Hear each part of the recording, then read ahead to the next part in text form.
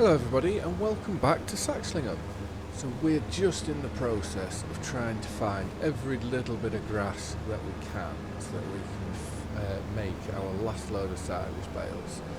So because after this we will be going on holiday for a month, and then because once we've done that it will be harvest time. So to make the most of the time available, that's the plan anyway. So we are just currently cutting this grass at the top here, which there's not a lot of grass to go at. I was hoping we could maybe just get in between the trees up at the top, but I believe with our windrower it may just be too tight. So we're going to take this little bit, we're going to take the bit just down on the left that you can see through there, and I should also say we've sold our grass field. So we got just over £61,000 for it, so it was a very, very good sale, and it went very, very quickly. So, but it was very sought after, which is very good. But right, let's try and get as much of this grass done as possible. I'm just going to be careful. I don't want to go too much down into here, but hopefully in time we may get a hedge cutter, and we can start keeping the sides of our driveway tidy.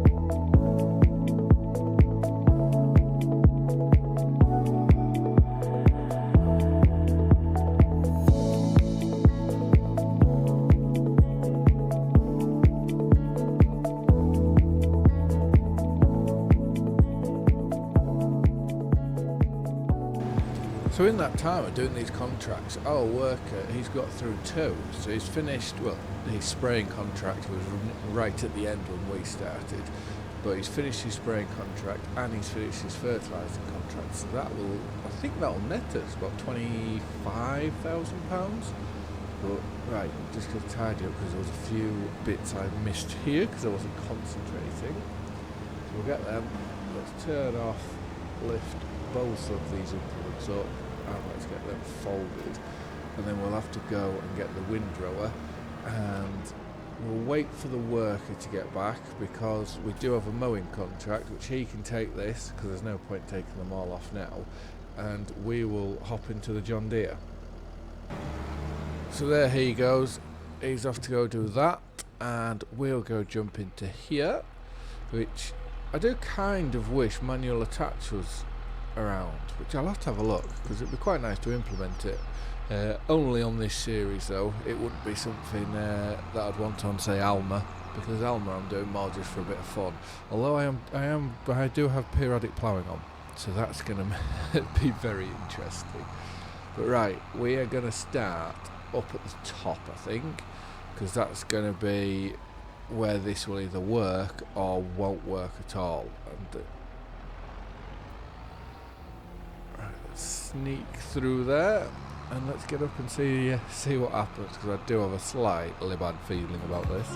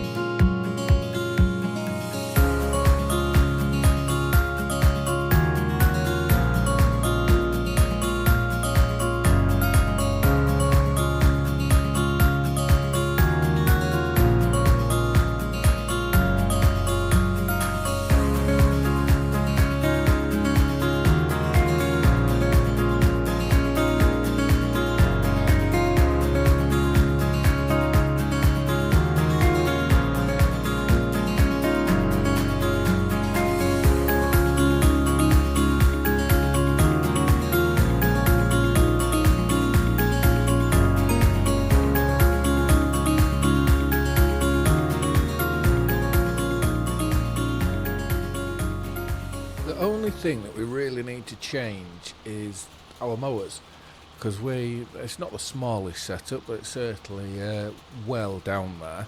And once we've got them changed, we'll be all set up for these bigger fields to go and conquer those. Because the windrower, you can't get what you... Ooh! Our windrower, you can't get much bigger. So this is as big as what we can go and get. Our baler, yes, second hand, and yes, it's old, but it still does the size bales that we want, and I think it was only 40,000, if I remember rightly, which obviously we are still paying it off, but that's a lot better than the 100 and some thousand, which, when money's no option, we will invest in buying one of those bigger balers. One of the bigger, more modern balers, but at the minute, I think once we've got everything paid off, and I think I've said this loads of times and then I go backtrack, we have just the header for the combine to get, and then we're pretty much self-sufficient in everything that we do, and then we can look at getting land and all that. So after this harvest, we should be about there. So let's take that off, and then we'll go put the baler on. And what I am thinking is, because our baler and windrower are class, I'm thinking that in time we will swap our mowers and get them to class mowers as well, so that we know that all our grasswork equipment is all of the same brand.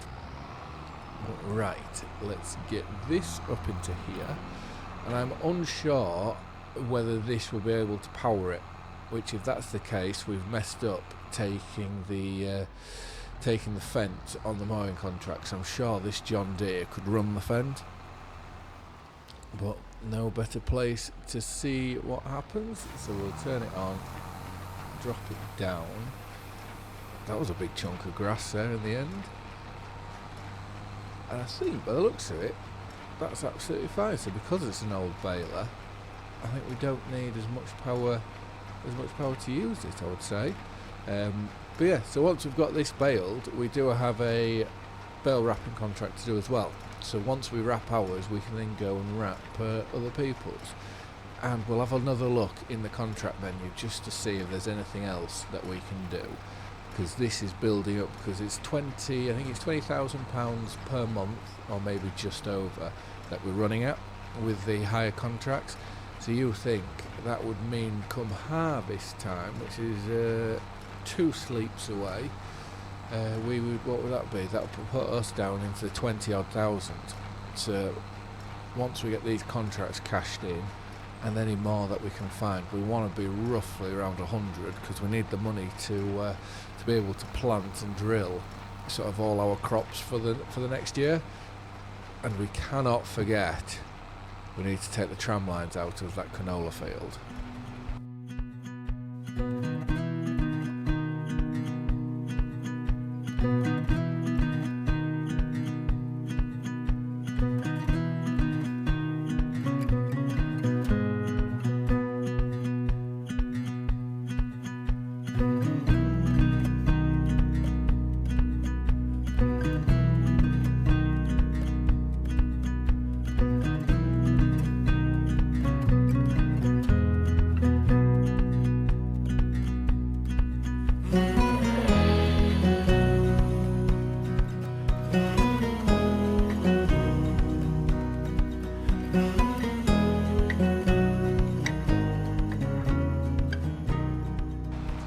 Just getting these last little bits. I think there's just a little bit here on the right hand side, and then that's the baling done.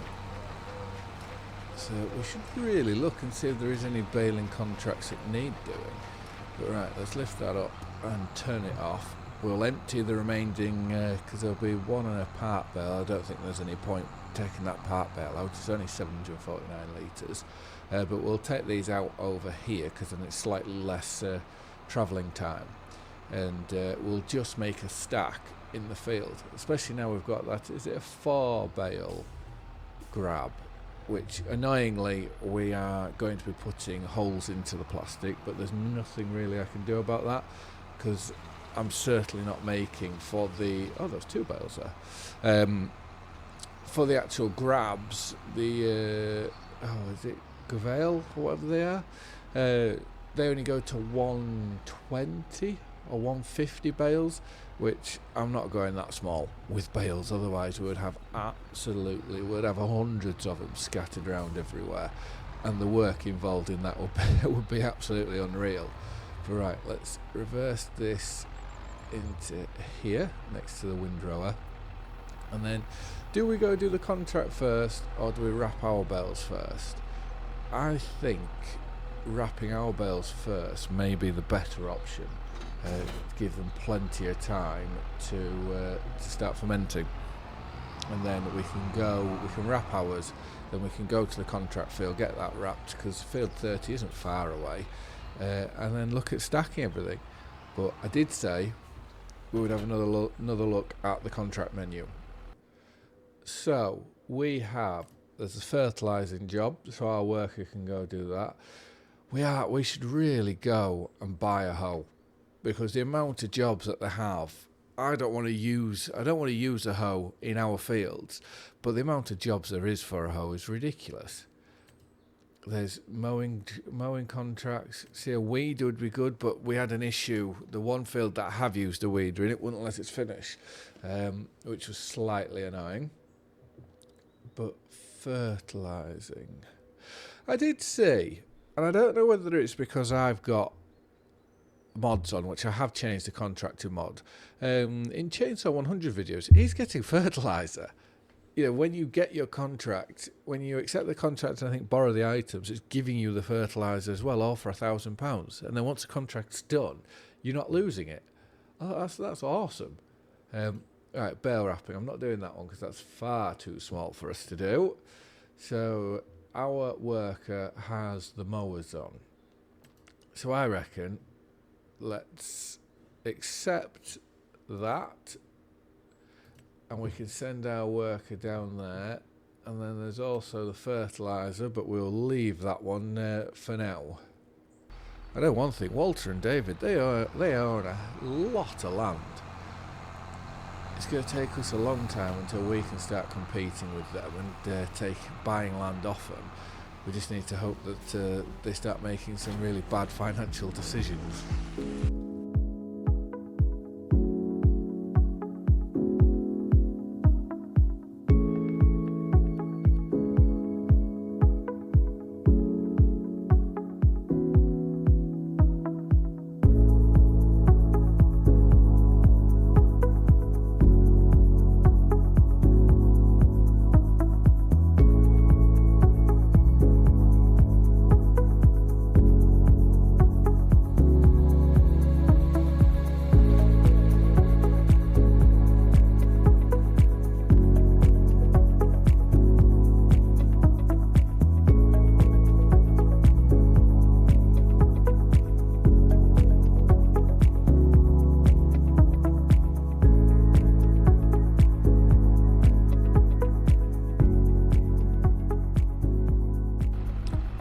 I think this is the final bale, and I'm hoping doing that time lapse in first person, and it's the worst bale I've went to go pick up. I'm hoping doing that time lapse in first person view like that has come out alright. I was trying to do it as smoothly as possible, but yeah, so there is another contract done. So we just have to now put the wrapper away, but also have to now go gather all these bales up, which is the convenient thing of our load all now has the hitch that we put on, and that was one of the first jobs we did when we built our new workshop. So let's just squeeze this back into here. It's amazing when you actually park stuff properly how much room you do have. But right, let's turn that off and let's find the load all, which we don't need. Actually, I don't think we need the trailer at all, because I just want to stack. Has that got the front attachment on? No. Where did I put it? There it is. We don't need to take the trailer, I don't think, because if we make a stack of these bales in this first field, was there 3 or 4 up at the top, which this can take 4 bales, I think. So we can just use this to grab them and bring them down, which, to be fair, we could possibly go do that first, make our stack, and then leave it as is. Maybe.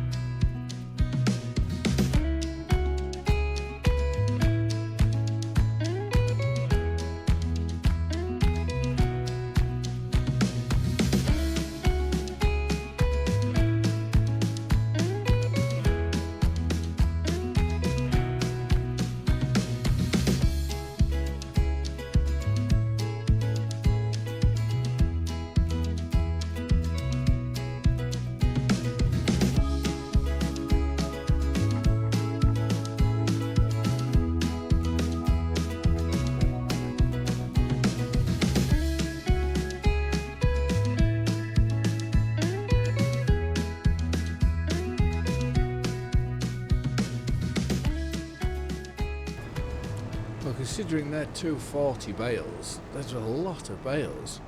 So then we've also got what's on the trailer from the last cut we got from our field. So we should have a fair amount of silage, which we will have to just check the cows to make sure they're all alright, because I haven't given them food for a day or two. So let's just put these onto here, like so. And I don't think that's too bad a job there. So when we come with the trailer, we can literally just pull it, grab and load. Make life really, really easy for us. So we'll go dump this, well not dump, but we'll go park this back into our workshop. We do need, I could really do with sort of a Dutch barn sort of thing, so that we can put the likes of these implements and the subsoil, and the subsoiler and all that sort of thing. Things that get used and abused, put them into a Dutch barn so it's easier to get them out. So let's turn that off there. So they get a bit of cover, but yeah, easy to get out. But they don't need to be in a building like this one. So right, let's jump into the pickup and we will have a ride down and look at our cows. So we can just pull into the gate hole, we don't need to drive in. It's not a very busy road this, so we shouldn't be sort of in anyone's way. So if we hop over, let's just have a look at how our cows are. So we have now, we've slowly been building up, so we've got, it should tell us without me having to count, I would say. Okay, 1, 2, 3, 4, 5, 6, 7. So we've got 7 cows now. There's no manure heap. Well, we can't put manure in here, but silage. So they're getting 80% of what they need from the silage, which is good. I would like to know. Oh, hello. We're going to have a lot of. We're going to have a lot of cows.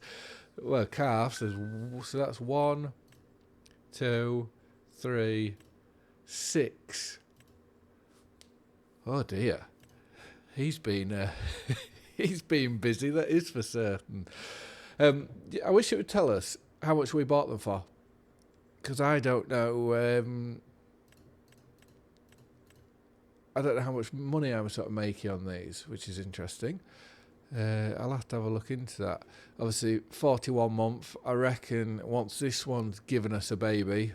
Well, a calf, we'll sell that one. 52 months, so once we've got the 3 off that one, we'll sell that one. Oh, but extremely high. How long? I hope I don't lose these two, because they're amazing. 20 months, so that one can stay. I reckon let's just keep saying we're in no rush to sell, and we've got a very, very good bull. But we'll have to keep an eye out if there are any other bulls. But on that note, I just want to say thank you very much for watching. I hope you have all liked and enjoyed the video, and I hope to see you again in the next one. Bye for now.